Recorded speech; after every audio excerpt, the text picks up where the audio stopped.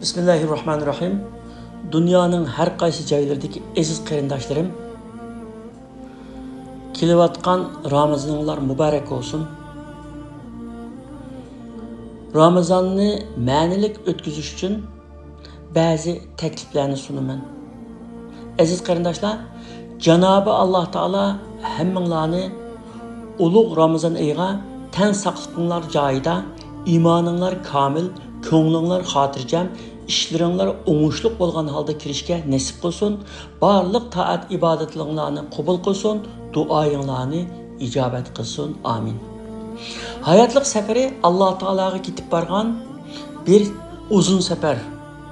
Odatda har qanday bir safarni davomlashtirish uchun yetarli oziq-tulik elishga muhtoj bo'lganimizdek, bu hayotlik safaridimi oxiratligimiz uchun oziqlik elishga albatta muhtojmiz.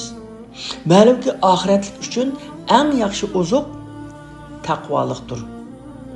Ramazon oyi taqvoligimizni oshirishimiz uchun eng yaxshi fursat.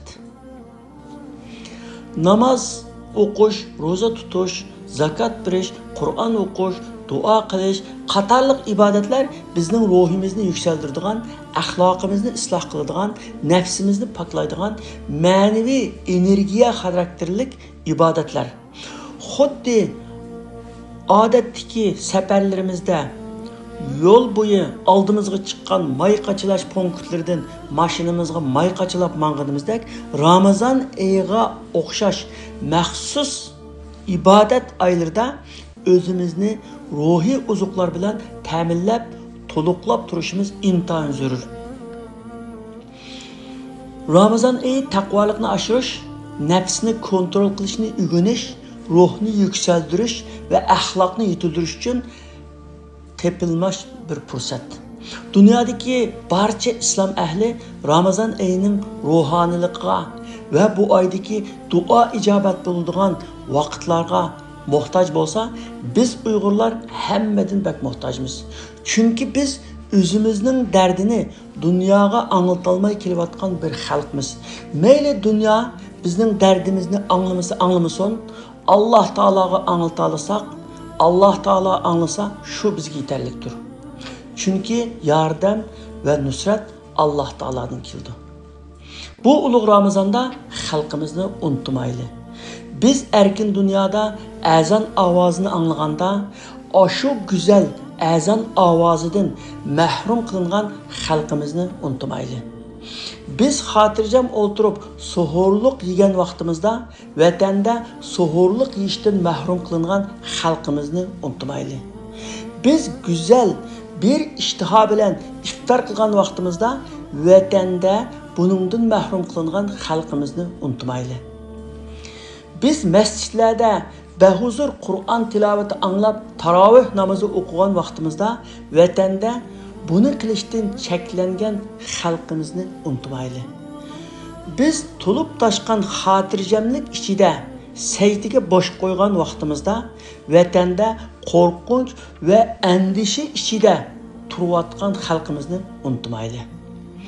Ramazon oyining ruhoniyligidan foydalanib, bu oyni Alloh taolaning taat ibodati bilan o'tkazib, axloqimizdagi qing'irliqlarni tuzitib, amal ibodatlarimizdagi yetersizliklarni to'liqlash,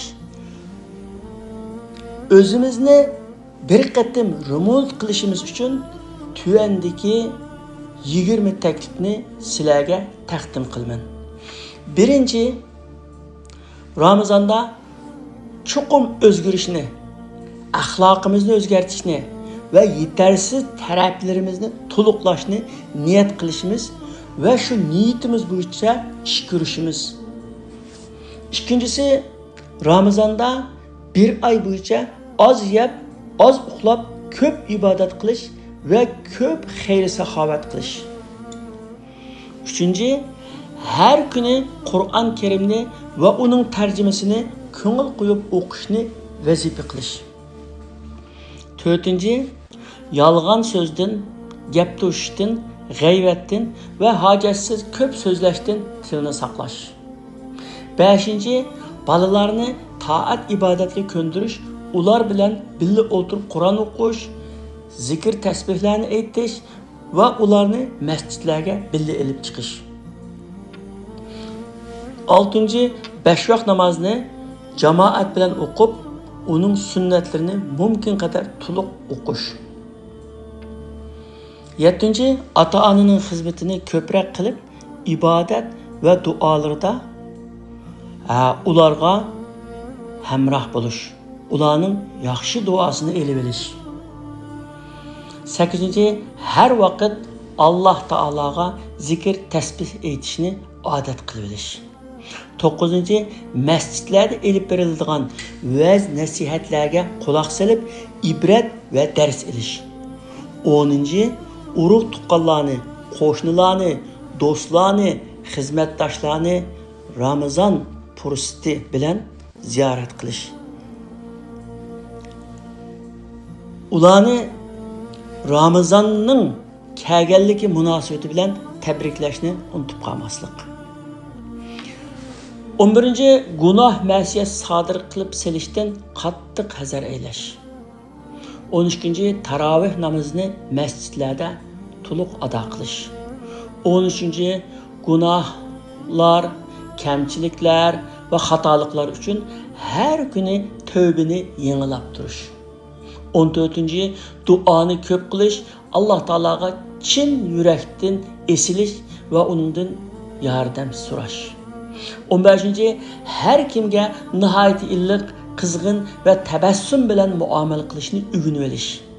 16. Bütün yetersizliklarni bu Ramazon oyida to'liqlab olib, shu bo'yicha hayotni davomlashtirish. 17.